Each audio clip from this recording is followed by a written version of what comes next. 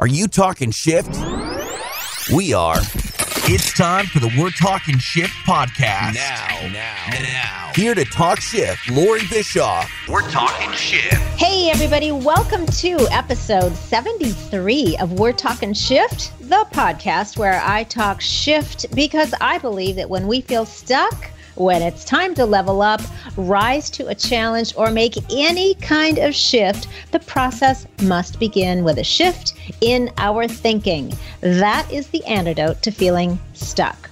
Now, you all know that I am a big believer in the importance of making health a priority. You've heard me harp on this before, and well, just a heads up, I'm not even close to being done. In fact, we're really just getting warmed up.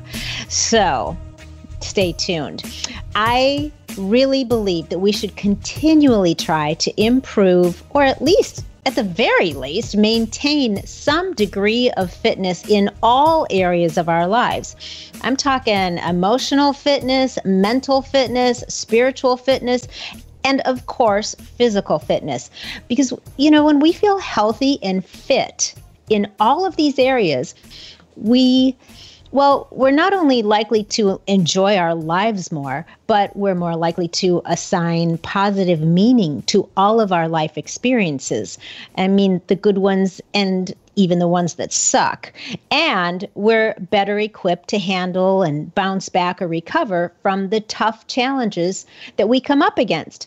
So maintaining emotional, mental, and physical fitness helps make us resplendent beings as well as resilient ones, which is why I wanted to talk with my guest today, because I know that he shares these same views, and I love the stuff that he's putting out into the world on fitness and healing. He has over 19 years of experience in performance and healing, and we're going to chat about some reasons that you may not have taken into consideration when it comes to maintaining fitness.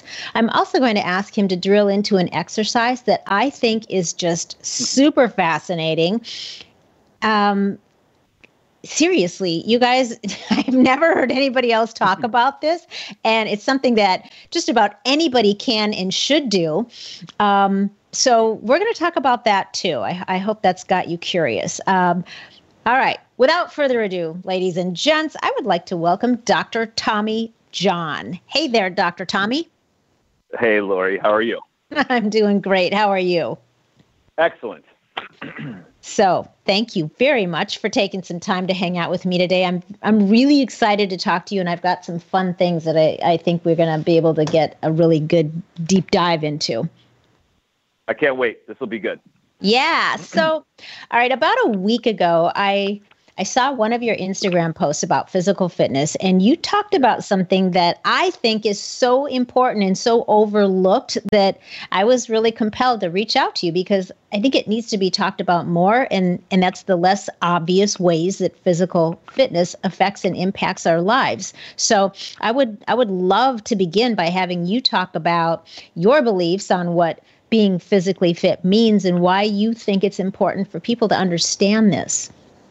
Sure, and I'm so excited that this was the topic you wanted to talk about because I'm just chomping at the bit to wait for this question to be asked. And I just, again, as you said, I just don't think it's discussed in its entirety. The way we feel people should be physically fit, or the way we've been kind of drilled into, it's almost that Biggest Loser mentality where we're only going to be physical if it's some sort of caloric, metabolic, fat loss, some sort of weight management type approach, or if you play a sport. So that means that if you are happy with your weight and you're an artist, being physical doesn't make any sense. And training and moving your body and preparing doesn't, you've got a hall pass.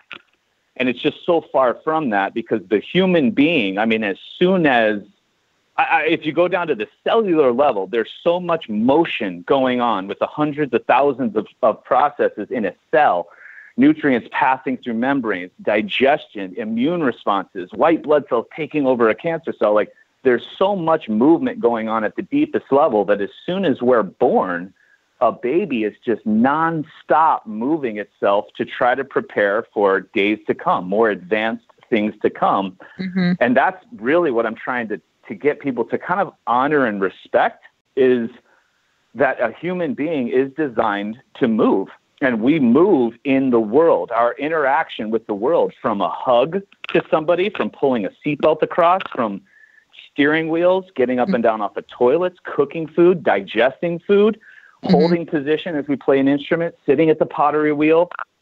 And the biggest thing, like some of those are those unpredictable moments where we have to survive a fall or some sort of, we didn't expect it to happen, but here it is. And then mostly the resiliency of our body to handle emotional trauma like divorce or death or some sort of an insult like an infection or a major surgery.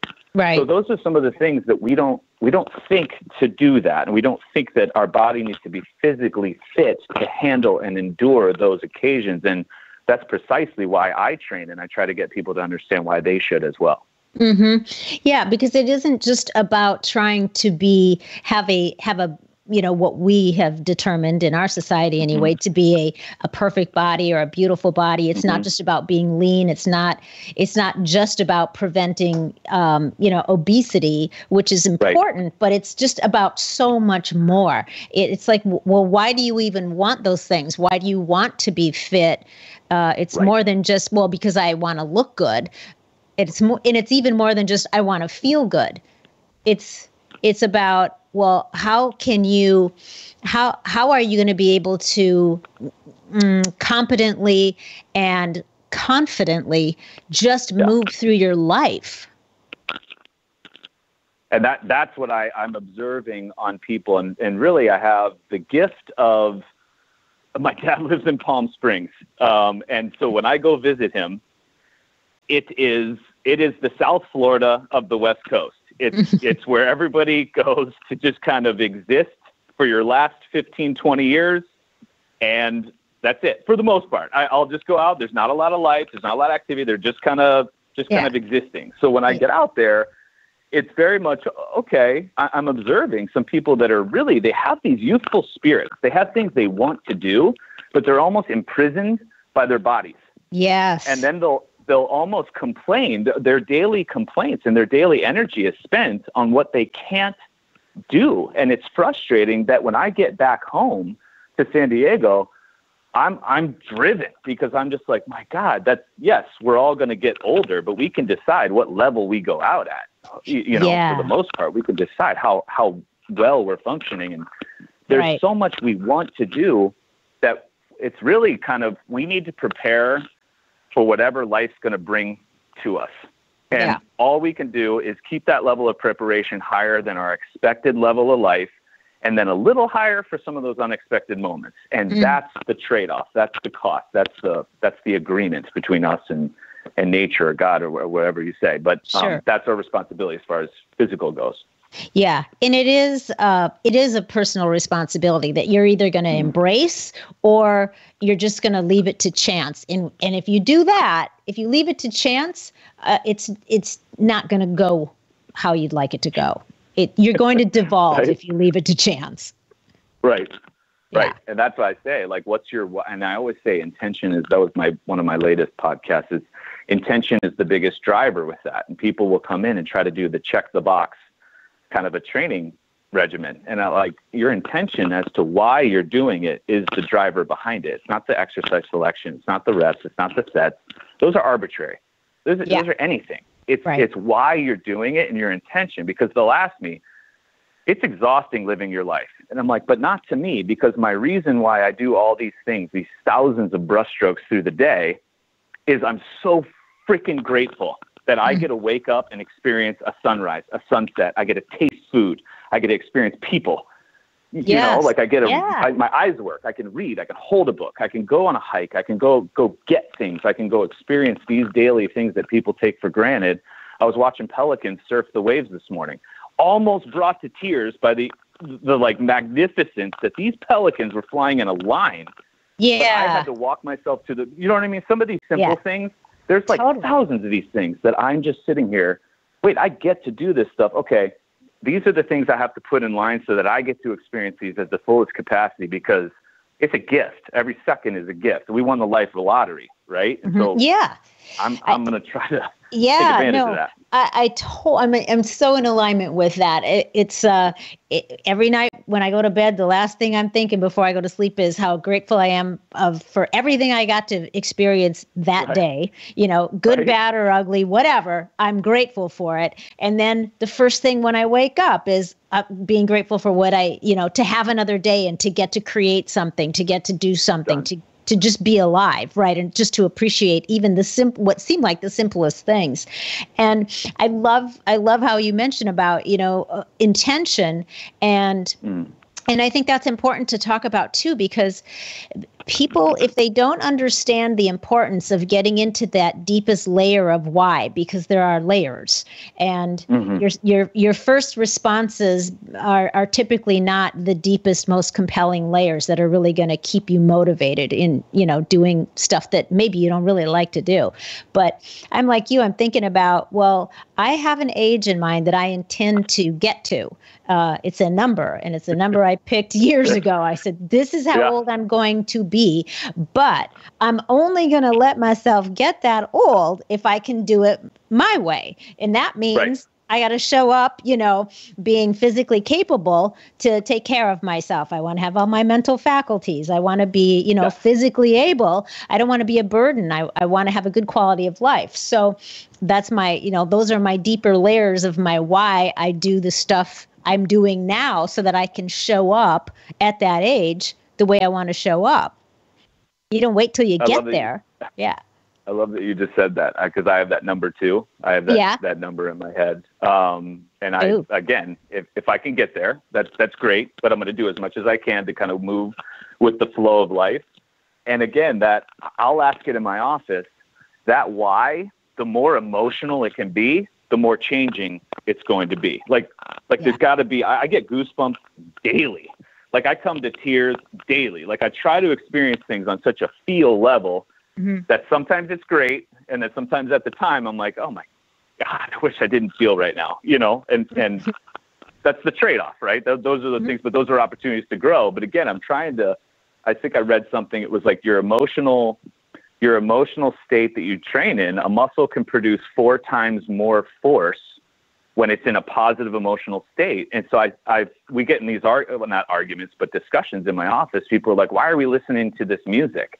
And I'll have Hertz music or classical music or 80s, 50s, like just some of these. And people want to listen to maybe death metal and rap, and not saying that it's all to the person. I don't feel, I'm like, you guys and girls, your best response is when you experience love. Like, how many of you have had crushes or felt like you were in love? And like everybody raised their hand, young, old, doesn't matter. Like everybody has that feeling. I'm like, didn't you feel like you could like jump a building? Like, didn't you feel just your absolute best when you felt loved or felt like you had were in love? But then when you were angry, did you feel light and up and flying, or did you feel heavy and grounded and weighted and slow? And they will acknowledge. I'm like, so if we train in love, it sounds, but truly your body will respond so much better. And that's where that why comes from, not because I had to, because my spouse tells me to, because my doctor says to, but why for you? Right. Why is it, what do you love in this life? Because it's going to trigger that emotion, and the body will follow that, and your response, plus your consistency. It's not work. Like everyone's like, oh, is it a work? It's not a choice to me. I have choices, but because my why is so there, I don't have an alternative to that. No, it's just what you do. It's just what I do, right? Yeah. So there's not even maybe I won't shut off my alarm today, or maybe I won't make that nice meal. What are you talking about? Yeah. No, it's like brushing your teeth. It's just something you do. You don't think about it. There's no negotiation. You brush your damn teeth. No way. Right? No, this is what's going to happen. That's right. Yeah, I get that. And music is it can really help unleash your driving force within that. Oh my God! Right? It's such a wonderful tool. I just to drop what I'm on a binge of is The Greatest Showman. So I'm a fan of Hugh Jackman. Hugh Jackman's just a badass, and that soundtrack is just unreal. And if the song From Now On comes on, and you're seeing me driving a car, I am beating my middle console, and I'm like jamming, and then I'm like in tears because it's just this. You can parallel life in so many ways. And I rolled in. I came on like minutes before rolling up in the office, and my eyes were all puffed up. I had goosebumps. And I got in, and everyone's like, "What the hell's wrong with you?" I'm like, I just listened to From Now On. Have you heard this song? And they're like, "Geez, TJ, it's like 8 o'clock, like calm down." I'm like, wait, no, but this is get so yourself together, man. Let's go. Right. I think that, because it's one of your flow triggers. And so, I don't know if you are into flow or you've into the stuff by Stephen Kotler and Jamie Wheel. But if not, you check that out because that is part of what you're talking about. It's a flow trigger for you. So when we know what our flow triggers are, can y'all hear my dog barking? That's awesome. Oh, I love it. Yes. Yeah. Come on, Nikki. It's probably it must be the delivery. So we're just gonna roll right through that. Singing. Let her sing. Yeah, she's doing her job. Oh God. Anyway, so okay, I digress. We'll talk about flow another time. But one of the things that I want to ask you, let's move into this. I love your definition of training. You want to speak to that a little bit? Oh, and whether or not it should be fun. I thought that was interesting. Yeah. So training, in my opinion, it's in that word. I don't like using the word exercise because exercise just seems arbitrary. Like, what's the point? But training is exactly that. Mm-hmm. You're training your body, mind, and soul. You're teaching your entity. You're teaching yourself how to prepare. You're training for life. And what is that? It's all relative to the person, and it's different day to day, minute to minute. It's intimate. It's a personal exploration. What does that mean to you? Well, I want to live this kind of life. These are my goals. This is my purpose. This is my spiritual. This are the people I'm going to hang out with. This is what I intend to do. Okay? Is your training in preparation to be greater than that? Because that's a big misconception now where people's training won't exceed. Your preparation doesn't exceed your expectation in life. Mm. And that's like back in the day when we did, the math test was 20 questions, but the homework, it was like 1 to 200 odds only because the evens were in the back of the book or whatever. You know what I mean? And it was like, oh my gosh, 200 math questions for a 20 question. But that doesn't change. You know what I mean? Our practice, our preparation, our constant stimulus has to be greater than our life event. That's why kind of training is this nonstop all the time, not just during a session. So when you start to look at it that way, as far as if it's fun or not, it's one of those things that I don't enjoy. And I joked the other day with clients, they won't let me have it down. But it's just like the process of training, I typically don't enjoy. Like, we didn't enjoy doing homework. We don't enjoy. It's not that per se that we're really, oh man, I am really behind this. It's more my reason. What is fun for me is a 16-mile hike to San Jacinto without even thinking about it. It's playing golf with my dad without even thinking about it. It's being able to pick somebody up off the ground and carry it in the hospital if I had to. It's being able to sprint across the street, or if a car honked, I could run out. I could survive a fall. I could survive an infection. I could survive the death of my brother. I could survive a breakup. Yeah. Like, those are the things that I'm just so stoked about, that the training now is interpreted as something that's going to provide me the best opportunity for me to express that. So that's why that why is so important. Otherwise, again, it's that check the box mentality. Like, God, this is just awful, where we spin it to where it's going to be this entertaining fun. Training's going to be fun. Mm-hmm. Well, it's not necessarily the case. We can do it as a group and share it socially. Like, hey, we're in this together, because truly we are.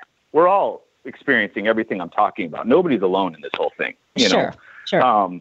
And so there's just these massive amounts of people that we're all in the same boat. So we could do it together, but the fun, the expression of this should be enjoyable is what we're training for, not necessarily the training. Okay. So for me, there are some aspects of training that I would say for me are fun. And then there are, and then, that it's like an activity that falls into some sort of physical, exercise. Right. And I'm like, I love this. This is really fun for me. And then there are some things that I don't love at all. I just do them because I should, because I know that that's what my body, needs to stay, strong and adaptable and capable. Sure. So it's not fun, but what's fun is the result, and what's fun is knowing that you still had the resolve to do it even when you didn't feel like it. That's it. Yeah. Yeah. So, okay, let's talk. Let's move into something more specific. I found I think it was on one of your YouTube segments about stretching.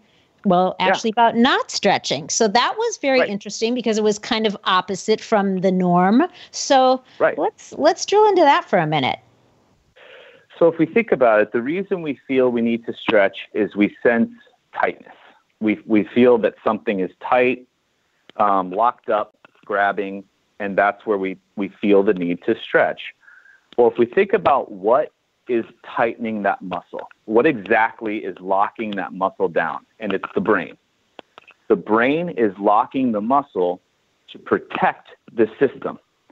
It's doing this because it just doesn't feel that either one, it's not prepared for the environment, or the environment is getting really scary. It's getting all this sensation, all this feedback from all the senses, and it's getting all this information and going, hold on right now. Something's not right. I'm going to lock us down, because we don't go into expansion when we feel threatened. We go into, when you're scared, there's a loud noise. You go fetal almost. You cover your stomach, your soft parts, and you bow your back out, and you bring your shoulders up and your head down. It's almost like a turtle. You know what I mean? We pull everything to the inside. Yeah, some sort of a protection, right. Exactly. It's like a stress, it's a fight or flight response that sometimes people's muscles are in that all the time, because the threat is present all the time. It's maybe a job you don't like, or it's a relationship you're not really happy about, or it's poor sleep, or poor food choices, or whatever. But there's lions present all the time in our lives. And so we have this locked down muscle. So what happens is, what we've been told is we can go in and stretch that muscle. Well, you're never going to the brain part of it. You're just kind of treating it as a muscle problem, and you can temporarily make it feel great and loosen up and be pliable. And it'll be like, oh, this feels fantastic. Stretching works. But then in a couple hours, the brain gets all that information again. It's constantly taking it in, and it goes, wait, nothing's changed. In fact, you tried to shut me down. You try to quiet me down with that stretching. I'm going to lock you down again, and it'll do it again. And that's where we see this cycle where we stretch to find relief, and then we bring it down. We stretch to find relief, and then the body locks it down. Stretch to find relief, and it'll keep getting worse. So eventually the brain goes, I've been trying to tell you for some time with this sensation of tightness that you have to pay attention to me. I can't do it anymore. You're going to get hurt, or something more important is going to get damaged. I'm going to lock you down. And that's usually when we get incapacitated, or we can't move, or it's something more severe. So what I say as an alternative is that a muscle can only do three things. It contracts in three different ways. It shortens, called a concentric contraction. It lengthens, called an eccentric contraction. And then it isometrically stays at one point, called an isometric contraction. So if the muscle contracts, that's its job: lengthen, shorten, or hold position. If you have a tight area, just generally speaking, if anybody's listening and they're like, wait, my low back or my hamstring or my hip flexors, pretty common areas for tightness, just move those areas so many times that, and it varies per person, but more than what you'd think. And what happens when you just take it through a movement is your brain is conducting that muscle to shorten, to lengthen, to shorten, to lengthen, and it's going to learn. And that's the deficit that it was protecting from in the first place. It's going to learn how to absorb and create force. It's not just strength, it's like neurological innervation. It's the mind's ability to control the muscle, not just how strong. That's why the strongest people aren't aren't necessarily the most able or less injury prone. So it's bigger than that, or why if we're emotionally distraught or depressed, we get injured like, boom, so it's more of a mind to muscle response that if we go in and go at that source of the problem, then all of a sudden you're not so locked up and tight. And it's like, well, wait, damn, the only time we should feel tight, stiff, locked up, and this is every human, it's as soon as we wake up. Because what did we do? We went 6 to 8 hours of not moving. Yeah. And then we wake up and it's like, oh my God, yeah, we should be tight. But post your shower, your coffee, your morning meditation, dog walk, whatever you've got, it should release. If it's longer than that, then we've got like a deficiency. But after that, it should be this kind of slow. Just That's from why the movement. morning should kind of be slow. Yeah, it's like, all right, I'm going to take some time to get into this day. I'm in no rush. We're good. Yeah. Let's go. All right, I feel good. Let's go. So that's another way to attack that. Okay. So that is so interesting because that is like the opposite of what is, has been and continues to be preached everywhere is stretching. And, that actually your take on it was something I hadn't heard before. And I found that really interesting. Yeah. So I was like, well, that, when you think about it, that makes a lot of sense. So right. Yeah, it does. And so I woke up this morning, I've been visiting with family for the last couple of weeks in Minnesota, my husband and I. So, nice. It's like 7 degrees today. So, I went to high school in Minnesota. Oh, really? All right. Well, let's talk about that. Brutal. Where? Right? Yeah, I grew up here, so I get it. But anyway, I was outside yesterday a couple of times throwing the frisbee for the dog, which I hadn't done since last summer, and so I wake up today and I'm like, why is my right shoulder and arm and trap sore? Even though I exercise and I haven't been as physical since I've been here because I've been hibernating for the last 2 weeks. Right. But anyway, I wake up and I'm like, why is my right shoulder and trap? And then I went, oh, duh, because I was doing something I haven't done for 9 months, throwing this frisbee, 100 times. And, right. And so I remembered some of the stuff that you were talking about. And I was like, all right, let me just put some of this to practice. And so did some of the movement and actually did the movement with my opposite arm so that I just felt more balanced. But it was an interesting take. So and the thing about that is when you said, it really is, it's like tight muscles are, well, I guess it's a brain issue or a mind issue is the source of it. So that's a different way for you guys listening to think about that. Okay, let's move into a podcast of yours that I listened to that just lit me up, and I was like, "This is awesome!" I know. So, okay. So you guys, Dr. Tommy's got a podcast, and we'll talk more about that later. But this particular episode is, I think it's entitled "Why We Should Hang from a Bar Every Day." Yes. Yeah. Okay.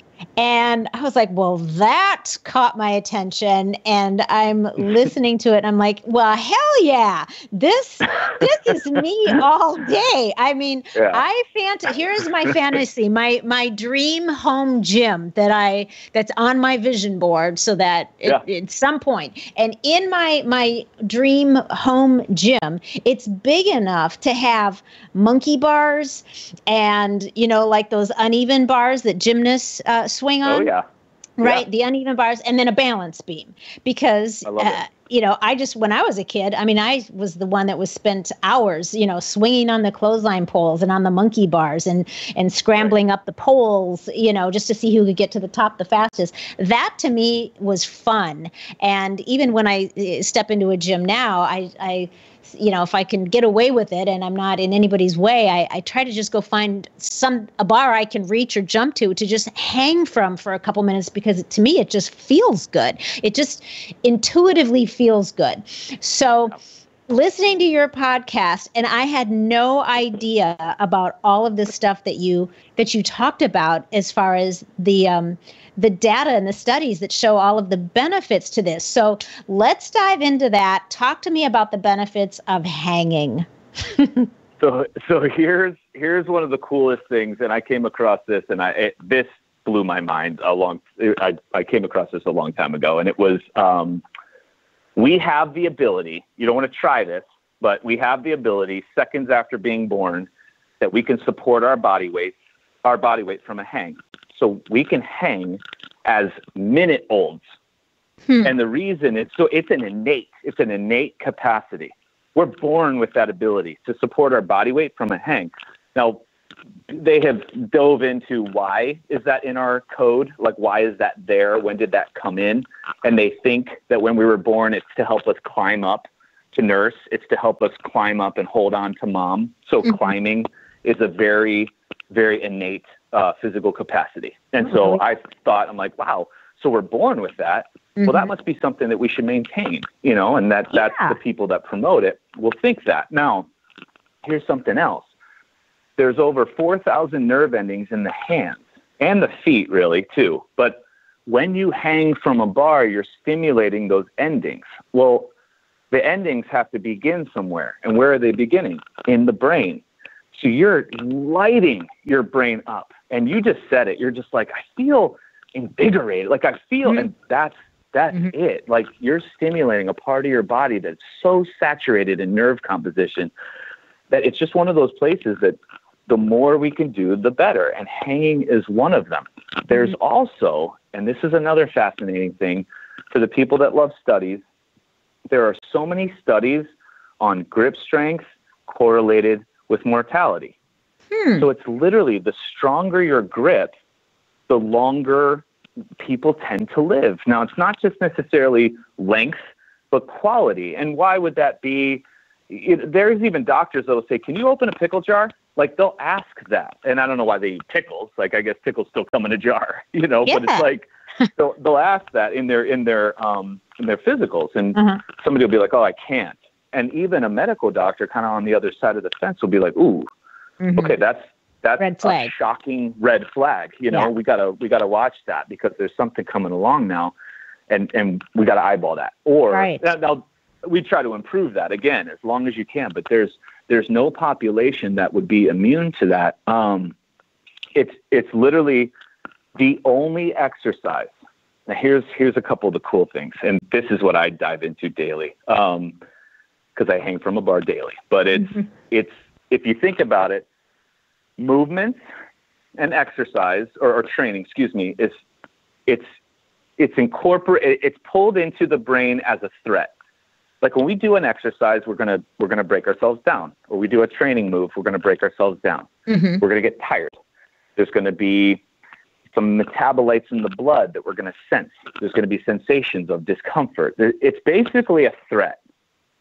The brain doesn't like threats. It's always going to choose the path of least resistance to try to survive and adapt. That's what its job is. Yeah. So it's going to try to shift you out of that position. That's why you put your hands on your knee when you're lunging, or you keel over at your waist when you're out of breath. Like there's those moments, right, that the body just doesn't like that. Well, it'll always shift out of position to buy comfort, to almost buy like a amount of time. It's like, all right, this is my Hail Mary, one last ditch, just keel over. But there's only one exercise it can't shift out of, and that's hanging from a bar. So here's what happens. As we're hanging from a bar, brain sensing, getting all this information, and it goes, okay, shift. Wait, shift. We can't shift. So now it starts to freak out way earlier than any other exercise. And you'll get this emotional flush, this panic state. But nothing's going to happen to you. You're hanging 3 inches off the ground. You know what I mean? But you can put yourself in this very kind of compromised, dangerous, but it is safe. But you're gonna trick yourself into being dangerous. And the only thing it can compensate with is breath. So here's the thing.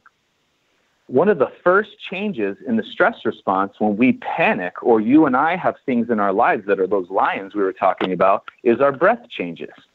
And we go in through the mouth, our shoulders elevate, our neck muscles flare, instead of breathing through the nose, through our bellies, like a meditative breath, like babies use.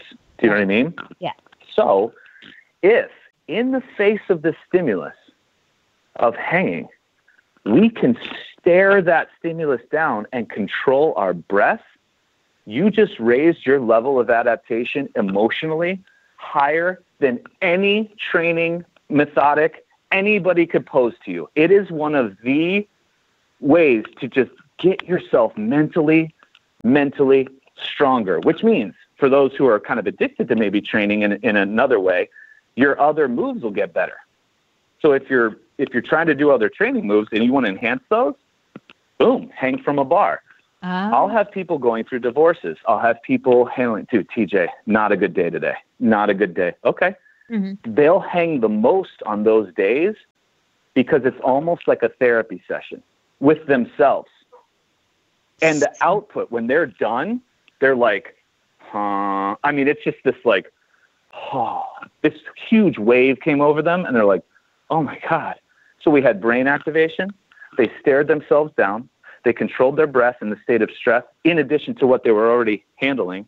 Mm-hmm. And sometimes they illustrate a PR, like they'll have a personal record on those days that they don't feel it, which is a great connection because I love people who can express their best self, how we always kind of feel like, not feeling today, but life sometimes doesn't wait for you to feel perfect. Yeah. You know what I mean? It doesn't care. It's coming.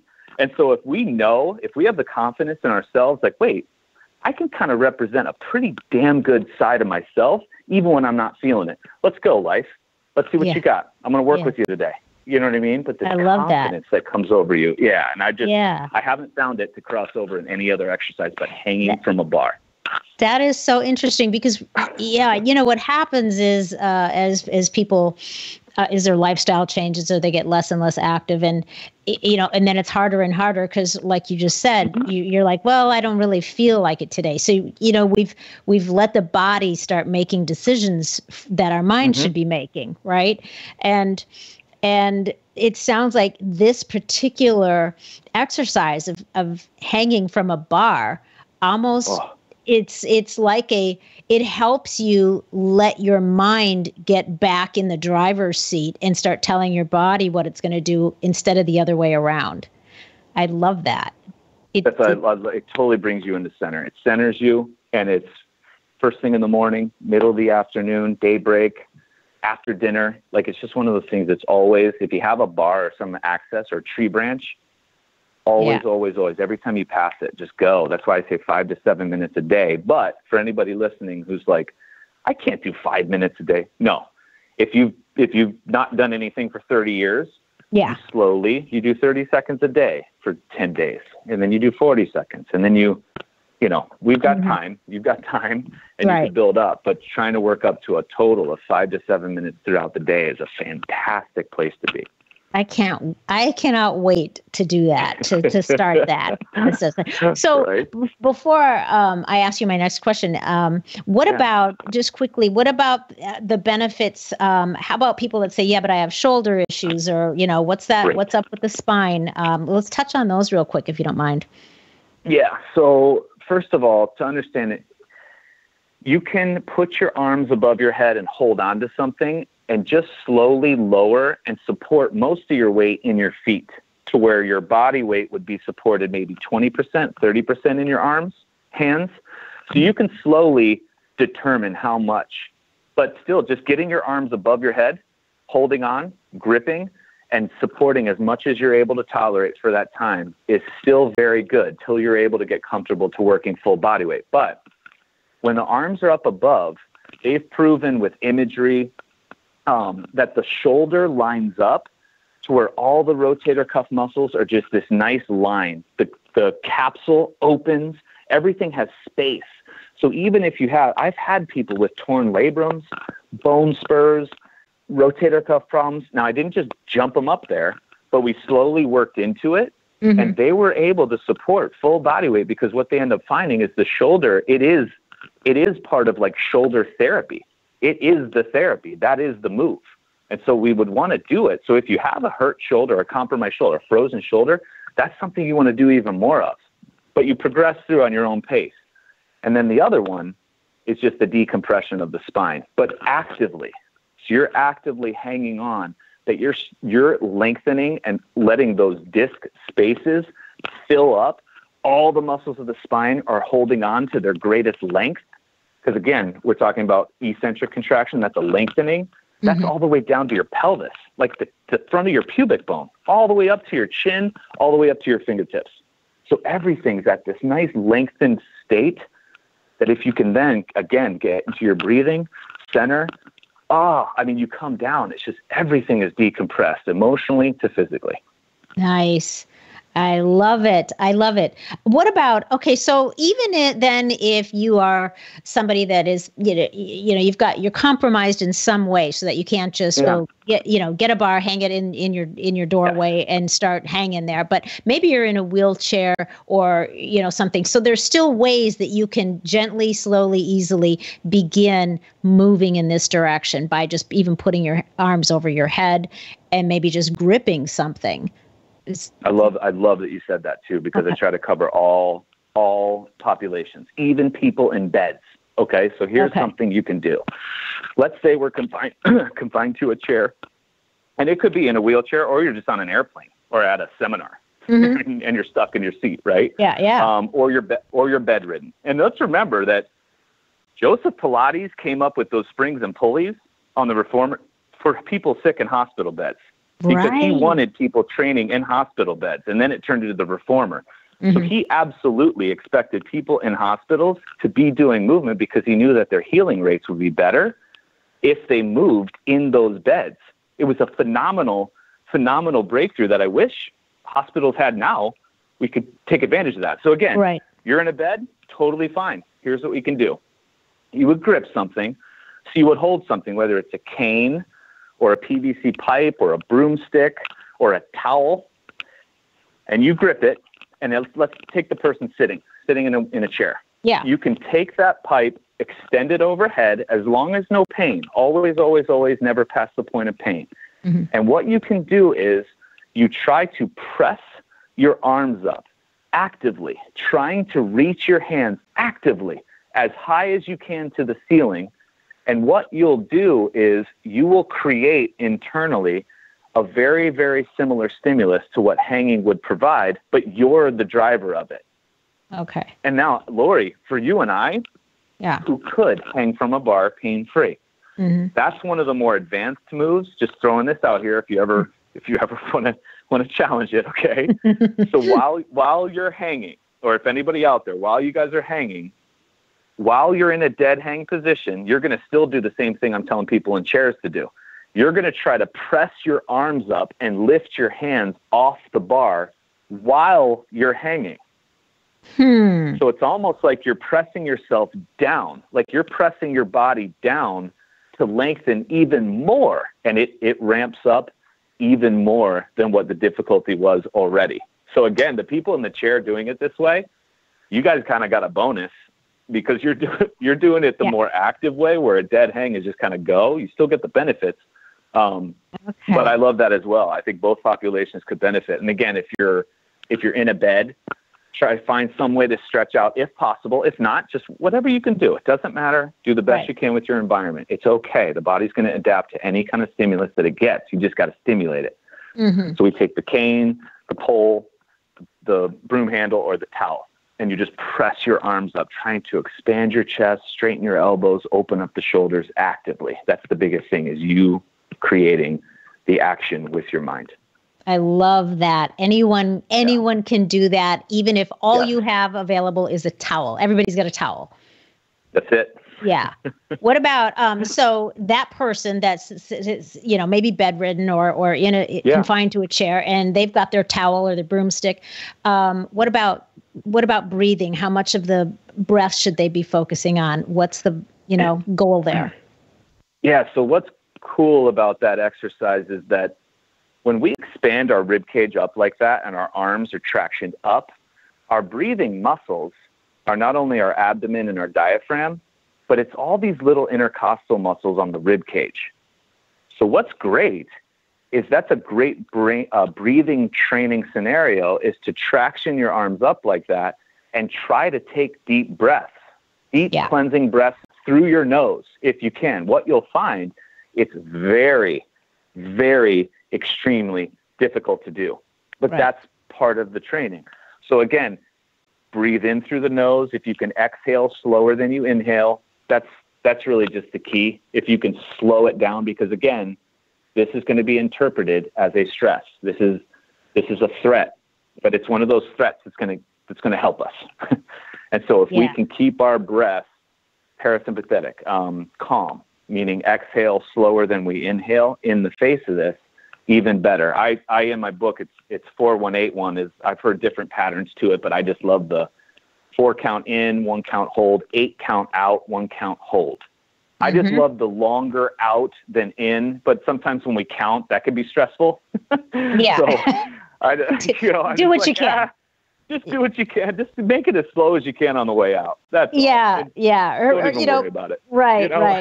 Right. Practice different patterns. That's it. Yeah. Just do whatever. Breathe through the nose. Just feel. Just get that feedback. But I found people like, I'm not doing 4-1-8-1. And I'm like, okay, we're having a reverse effect because now you're more stressed. Right. Now we have stress, which is what we're trying to not do or undo. Defeat it. Got it. Well, that is awesome. I love that information. And I just think that probably everyone that's listening is going to be enlightened about the benefits of hanging. I'm delighted to share that information. And fantastic. And I'm just so happy to find out there's all these awesome benefits that I didn't even know about. It's just like, it's just this intuitive thing. And part of it is just fun. It makes me feel like a kid again. Yep. And kids love doing it. Like kids just love hanging off of stuff. So we kind of still have that child inside that we're kind of quieting down, but maybe we should let them out every now and then. Definitely. That's why bike riding is fun. Right. Right. There's no downside, you guys. Just go ride a bike, come home and hang on a bar for a while, swing around. That's it. Do eat a banana. Just be goofy. Done, right? Yeah. All right. So, you ready to share a going rogue story with me, Dr. Tommy? Oh, yeah. I love this. All right. So, I was pretty comfortable in my life, and as we know, I was on autopilot. I had a great business. I was personal training in the morning. I was doing rehab with people. I had a baseball performance business, so I was doing lessons. And I was also training elite athletes in performance. And so I had I created it. We had two good colleagues that were my best friends. We had great clientele, money, I owned a house. I binge drank on the weekends. Oh, I was awesome, right? I'm just living this amazing life. I can't be touched. And it was very unfulfilling. And that was one of those things. I'm very connected to myself on how I feel, almost like my heart. And it was fine, but it wasn't enough. It was just something that I wasn't fulfilled, and I wasn't doing. It just wasn't when I was going to end, because I could have mailed it in. I could have done anything at that point, taken trips, invested, saved. With society's expectation to happiness. Like I had material, I had people. I had all the entertainment and all the distractions, and just that bottomless pit of stimulus. Yeah, but all the stuff. It was just. Exactly. The stuff, right? That just means absolutely nothing. Well, I was starting to really look into enhancing what I was already doing. And that's when I was looking at chiropractic, getting my chiropractic degree. And I'm like, man, who goes to school at 32 years old? Who goes back to school when they have full clientele, a home, relationships, friends? You have it all. What are you doing? Which going back to school means I'm going to take on a mountain of debt because school's expensive. Yep. We know this. Okay. I'm going to put my house up for rent. I'm going to lose my business. I'm going to go to zero income. Like, wait, who the hell does this? Right. But I couldn't stop thinking about it. I couldn't get it out of my head. It just felt so right. And I had nobody on my side because my clients are like, you're an idiot. My boss is like, TJ, if I lose you, I lose a third of the business. Oh my God. I mean, nobody is on my side. The only person on my side was my sister and my brother. And we're very close. My older sister and my brother. My sister's like, oh yeah, any chance you have to learn, do it. Yes. What about my home? Put it up for rent. You're okay. Like, do it. I mean, she was in full support, and it was so great. And my brother was like, Tom, you'll figure out a way. If there's anything you can do, you can figure out a way. And I'm like, damn, man, this is awesome. Well, I shut down my business, put my home up for rent, and I was going back to school at 32 years old. 2 weeks before I go back to school, my brother passes away from medication complication with depression. That same brother. Exactly. Oh, no. So if you want to listen to a podcast, listen to that psychiatric care podcast that I did. I share his story and some of the deeper, darker details of it that I'm really open to talking about. Like 100%. I love talking about him. I just love honoring his life. And we'll tee that up. Definitely. No stone unturned in there. And the more people can hear, the better. But I was at this crossroads, and I'm like, my life is falling apart. I can't believe. I'm broke. Mm-hmm. I'm enrolled in school. I will acquire $200,000 in debt. My best friend is dead. I can't, what the hell? I mean, I was just thrown into, and then we go ahead, and the first class I have at chiropractic school is the philosophy and history of chiropractic. And one of the greatest patients historically with pure chiropractic were with mental health disorders. And I was like, what? I mean, I was doing it to help the athlete and to help the hamstrings and the training I was doing. I'm like, wait, I had to leave the class. I was bawling. I'm like, oh my God. Oh no. Come back in. Now I just fell ass backwards into a profession that I could help more people, not just sports, not just, I could help everybody because everybody that has a spine, brain, nervous system, done. I could help you, and I could help at a higher level. All right, let's go. Well, when I got done, I put it all together. Now I have all the tools necessary. I go back to Illinois. So that was the one kind of rogue, like who goes back to school, who goes into debt, who does all this stuff. Well, I do. It was a great decision. Now I'm going to start digging myself out. So I go and I have a year under practice, and I'm fully booked. I'm living in northern Illinois, north of the city of Chicago. And I'm like, I'm good. But I still had that damn feeling that came back, and I'm like, no. And the feeling was, you're not here. You need more. Where you're at, it's not enough. Like you're not doing enough. You've got these ideas. You're living like a B- life, and you deserve AA plus. And so I started to scout out where I could go do what I do, because I don't need that much space and I don't need that much equipment. Everything's just me empowering you to heal yourself, not me doing a bunch of stuff, Right, and so I was starting to venture out. We lived in Florida, and we lived in the Carolinas and Georgia. I was looking there. I checked Vancouver, Texas. I'd lived in for a little while, Minnesota, but I wanted to go somewhere warm. I knew that. And I'm like, you know what? I came out and visited a girl who was a chiropractor. Her husband's a chiropractor. Her mom and dad are chiropractors. Her sisters are chiropractors, married to chiropractors. I mean, it's like, wow, this whole family, right? Yeah. And so they're the Obersteins out in San Diego. She's like, come out and stay out here and just see what it's about. Just stay at my parents', no big deal. So I come out, I find my office, and I'm like, whoa, zone for chiropractic. I could afford it because I was going to move everything. I was going to move my chiropractic, my training, my rehab, everything that I do in my performance and healing center. I was going to relocate it. And so I come out, I find the office, I find a decent rental for living, all in the first day. Wow. And I'm like, wait, am I doing this? Like, I needed something. Who couldn't look at San Diego and be like, oh, this is amazing? Yeah, like, right. I mean, I needed more than that, right? I just couldn't go with, who's going to say San Diego sucks? Like, it just doesn't, it's not going to happen. No. So I needed something more. So I'm with Dr. Lauren, my friend, and we're down in Seaport Village, and we're sitting there for about an hour. She's giving me a tour guide. She's being a tour guide for me.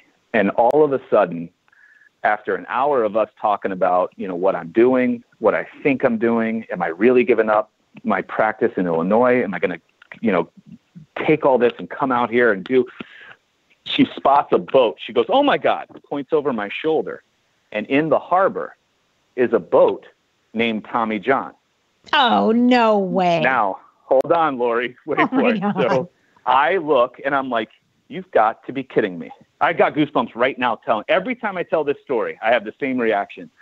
So I haul ass to the boat. I sprint. I mean, lightning speed. I left her behind. And I sprint to the boat. And I get to the boat, and there's a guy working on it in the deckhand. I'm like, hey, man, do you own this boat? He's like, no, why? And I said, well, my name is Tommy John. And he goes, yeah, you're not the former Dodger pitcher, Tommy John. And I go, no, that's my dad, though. And he goes, what? And he comes down the ladder, and he's shaking my hand, and he's freaking out as if I'm anything, and he's just going on and on. And I'm like, bro, what's the deal? Right. He goes, the original owner built this boat in 1978 and was a Dodger fan and named it after your dad. Oh, and we didn't know anything about it. We had never heard about it. It was an albacore fishing vessel. It's like a 50-foot huge commercial fishing vessel named the Tommy John. That is and I'm insane. Like, what the hell? So I almost throw up. I look at Lauren. Her mouth is wide open. This guy's just like, I mean, you got to move here now. I'm like, bro, I was going to move here yesterday. Now? This is done. And so I look around the back of the boat, and it says Tommy John, San Diego, California. So again, this thing was built a year after I was born, in the same state I was born, found its way, set sail, and found its way when I was at this crossroads of my life when I was ready to see it. You know what I mean? How many times have we passed those boats, right? That maybe we're just not ready to see it. We had been sitting there an hour, and only then was she like, oh, my God. Like, it didn't show up. Yeah. And then all of a sudden now, I followed my heart. I took that leap. And from that, I went back and told all my clients on Monday. This was Friday. I moved a month and a half after that point. All my clients, again, you're an idiot. You don't know California is ridiculous. The cost, I mean, all this stuff, right? Everyone's just giving me everything negative. They can't wait to tell me the negatives of what I'm doing when they don't see in my eyes or my heart that I'm set on this. Right. I'm like, no, but listen to this. So then I tell them that story, and everybody's like, oh, okay. Yeah. Nobody they can't deny that story. No, right? Because it's divine. It's like from divinity. You can't touch that. No matter what you believe, you have to acknowledge stuff like that. This is one of those stories. Like, I don't care what you believe. This is it. This is what we're talking about. Yeah. So now, ever since I made that agreement, and I said, okay, I'm going rogue. I'm doing it again. Yeah. I'm following my heart. Loree, ever since I made that agreement and I got out here, a book deal came about. Just I connected with somebody. It's not me looking for this stuff. The stuff finds me when I'm ready. You know what I mean? I'm active and I do the work, but I'm not like hysterically looking for something. Sure. Like I'm just doing the little things. I'm just getting myself ready. Like get me ready, and then here it comes. But I burned through all of my savings. My account went negative. One morning, I woke up and I'm like, oh my God, ouch. I don't have, oh my God. And I was moving to a place I knew nobody other than Lauren's dad and mom, you know what I mean? But that was it. Like, I don't have family out here. I don't have. Yeah. And so I started from scratch from this, but for the first time, I feel like I'm where I'm supposed to be, not where I have to be, kind of a thing. I am in love with where I'm at, what I'm doing, who I'm doing it with. Every encounter I have, I'm always just like, how are you involved in this? Like, anybody that walks through, all right, how do I know you? How are you going to be involved in this little scenario? Because it's literally like everybody that's come through has had some play in this. And it was one of those things I don't even know how I was operating before. Like, I had a good life to what we think is good, right? But if I could, and I own less now, make a little less now, I just have less stuff. But I'm so, so, so happy. Yeah, isn't that interesting how that works out? And that's where I tried to give those people that story. There's a picture of the Tommy John boat and me sitting in front of it in my office. And everyone's like, what's that story? And I tell people that, and they're like, oh, my God. And I post on Instagram and Facebook, and everybody's like, you inspired me to move my family. We haven't been happier. You know what I mean? So I feel like if you hear more of those times, where it's like, I cried. I was scared. I was by myself. Right. You know what I mean? It was scary. That's exactly why I love to invite guests to share a going rogue story, because everybody has their version of that, something that was you, and it's usually, challenging, it's scary, it's like, should I, this is stupid, no support, whatever it is. Right. There's all of those commonalities between the stories. No one ever had a boat with their name show up on it yet in any of my stories, but that's a good one. That is so freaking awesome. I love it. I love it. So, okay, I have one more question to ask you about going rogue, but before I ask it, let's take a second to share with people where they can find out more about you, your sites, everything. You've got a new book that just came out, so let's give them that right now.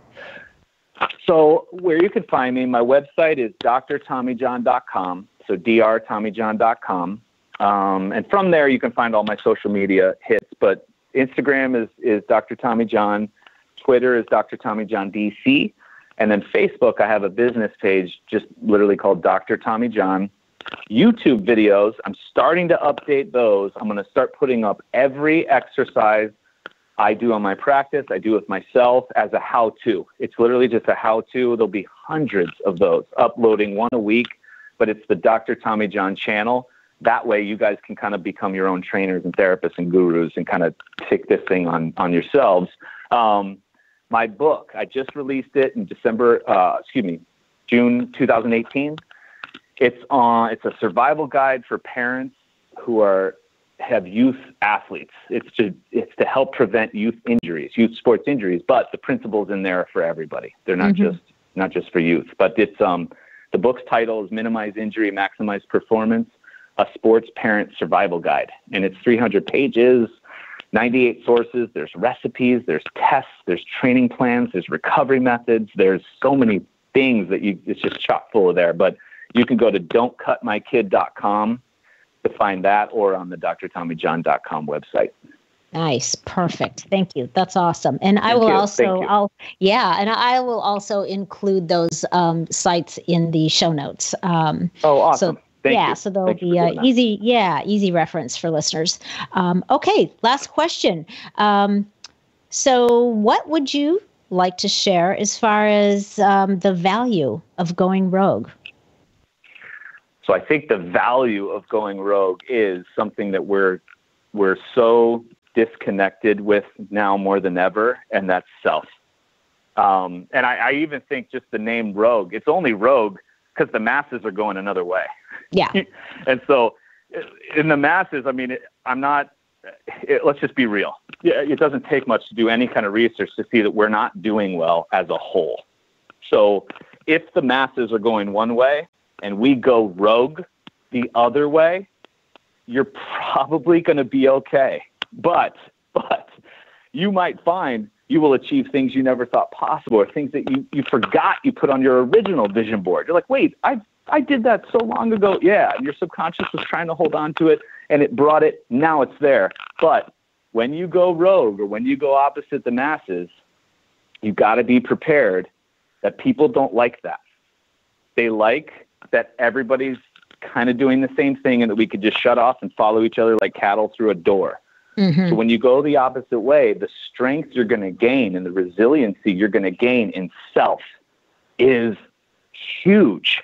And that's just preparing you for something even greater down the line that we don't even know. That's why I try to tell people, where every time they get the flu, I'm like, getting ready for something big. Because every time we beat the flu, we come back.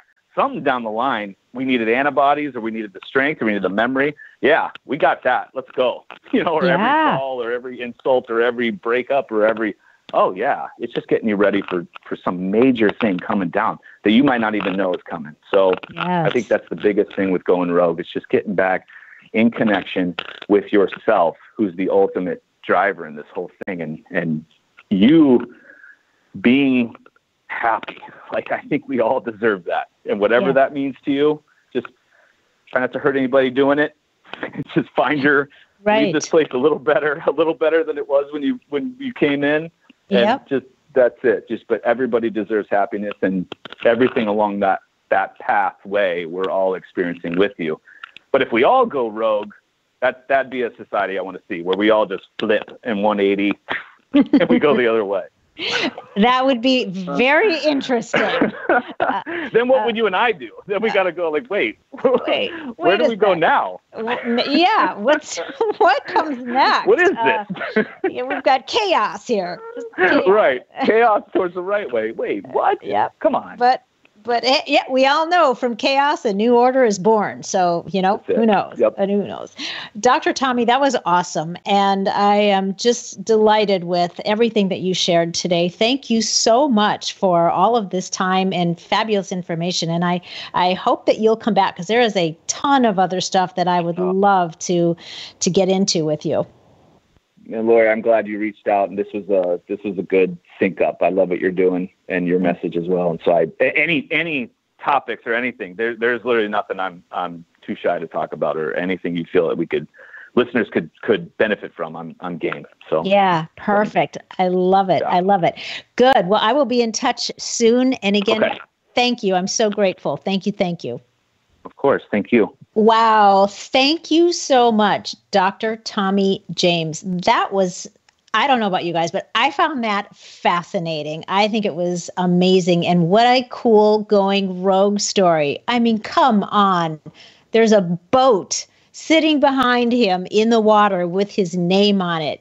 I don't know. You can't get any more into, believing about divine timing than that. If you questioned it before, that story's got to take you over the edge. But you guys, our bodies are just amazing. They are the physical vehicles of our soul, carrying us through this fantastic 3-dimensional sense-driven adventure that we call life. And they come fully equipped with what we need for the journey. So learn how to listen to your body, to collaborate with your body, and treat it with the respect it deserves. And I guarantee that you will shift into a higher state of emotional, spiritual, and physical fitness, which, of course, leads to a higher state of happiness. That's kind of the end game, right? So thank you once again, everybody, for hanging out with me today and with Dr. Tommy John. Make sure to subscribe to We're Talking Shift if you haven't already. And if you found this episode valuable, please take a minute to give me a rating and a review. That would just make my day. And let's not be greedy by keeping all this good shift to ourselves. So please share this podcast with your friends, and don't forget to check out Dr. Tommy John's sites and his podcast and his YouTube channel. All of those links will be in the notes. I know you're going to love his content. So until next week, stay feisty, my friends, and go make some epic shift happen in your lives. You too, Mr. Gary Vee. The preceding podcast was a TJ DeSantis production. Comments, questions, and inquiries can be directed to DeSantisProd@gmail.com.